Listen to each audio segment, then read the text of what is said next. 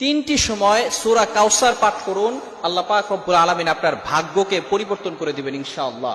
যদি আল্লাহ পাক রব্বুল আলামিন কেউ যদি এমন ভাবে আল্লাহ তাআলার কাছে দোয়া করে, তাহলে আল্লাহ পাক রব্বুল আলামিন তার ভাগ্য পরিবর্তন করে দিতে পারেন। আল্লাহ পাক রব্বুল আলামিনের কাছে ক্ষমতা রয়েছে, আল্লাহ পাক রব্বুল আলামিন চাইলে কারো ভাগ্য পরিবর্তন করতে পারেন। এজন্য আমরা আল্লাহ তাআলার প্রতি পূর্ণ ইয়াকিন রেখে তারপরে এই কাজটা করতে পারবো।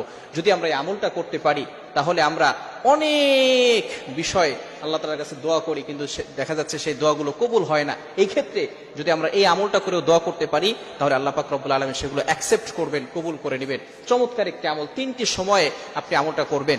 এটি হচ্ছে 3 দিন, অর্থাৎ বৃহস্পতিবার, শুক্রবার আর শনিবার, এই 3 দিন আমলটি করতে হবে, সূরা কাউসারের আমল।